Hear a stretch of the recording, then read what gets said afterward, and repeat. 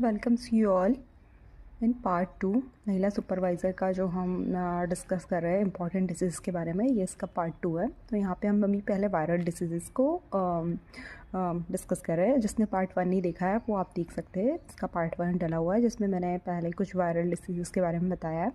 अब यहाँ पे हम दूसरी जो वायरल डिसीज़ के बारे में डिस्कस करते हैं। तो ये है ज़िका वायरस। ठीक है, तो ज़िका वायरस क्या करता है? Attacks on pregnant women. तो ये जब प्रेग्नेंट वुमेन पे अटैक करता है तो जो बेबीज़ होता है उनका ब्रेन जो होता है अनडेवलप्ड हो जाता है। तो ज़िका वायरस में जो वेक्टर होता है वो फीमेल एडिस मॉस्किटो होती है। तो ये आपको याद रखना है, ये इंपॉर्टेंट है कि ज़िका वायरस में वेक्टर जो होती है वो होती है फीमेल एडिस मॉस्किटो। इसके बाद में हम आ गए फीमेल एनाफिलिस पे। तो यहाँ पे हम जितने भी मॉस्किटोज हैं जो डिसीज़ को कॉज करते हैं, हम यहाँ पे एक बार इनको पूरा देख लेते हैं क्योंकि ये इंपॉर्टेंट है। तो फीमेल एनाफिलिस होती है।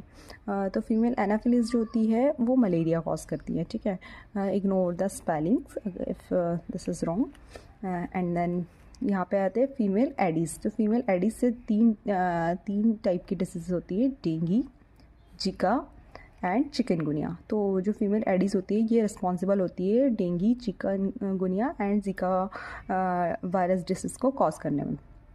इसके बाद में एक और है यहाँ पे फीमेल क्यूलेक्स। तो फीमेल क्यूलेक्स जो है वो कॉज करती है फाइलेरिया। ठीक है, एक ये भी डिसीज़ होती है, तो इससे फाइलेरिया होता है।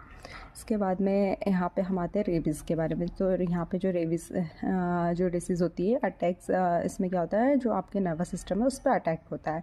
तो इसके वायरस का जो नाम है रैबिडो वायरस। जो रैबिडो वायरस होता है ये आपके नर्वस सिस्टम अटैक करता है। ये किसके थ्रू हो सकता है? इसके जो वेक्टर है ये है डॉग, कैट, बैट, फॉक्स। मतलब जो एनिमल्स होते हैं लाइकली सबके घर में अधिकतर यही एनिमल्स को, डॉग कैट को हम पाले हुए होते हैं।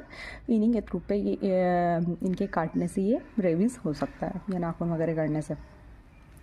इसके जो सिम्टम्स होता है ये हाइड्रोफोबिया। ठीक है, हाइड्रोफोबिया हो जाता है। हाइड्रोफोबिया मतलब जिनको पानी से डर लगता है। इसके बाद में यहाँ है डिहाइड्रेशन। डिहाइड्रेशन की भी दिक्कत होने लग जाती है बॉडी में। ऑब्वियसली सी बात है, जैसे हाइड्रोफोबिया होगा तो उसको डिहाइड्रेशन तो होगा क्योंकि उसको पानी से डर लगता है, तो इंसान पानी पीना बंद कर देता है। इसके बाद में यहाँ पे आता है virus is transmitted by infected saliva through bite. जब वो काटता है तो इसके थ्रू जो वायरस है वो ट्रांसमिट हो जाता है। इसके बाद में हम आते हैं इबोला वायरस। ठीक है, इबोला वायरस के बारे में हम डिस्कस कर लेते हैं। जो वायरस का नाम है, डिसीज़ भी इबोला है और वायरस का नाम जो है वो इबोला वायरस है। ये जो इसका वेक्टर होता है बैट, मतलब जो चमगादड़ होती है इसके थ्रू ये फैलता है। जो इसका सिम्टम्स होता है हाई फीवर, हेडेक। इसके बाद में हम डिस्कस करते हैं मिसल्स। Micelles caused by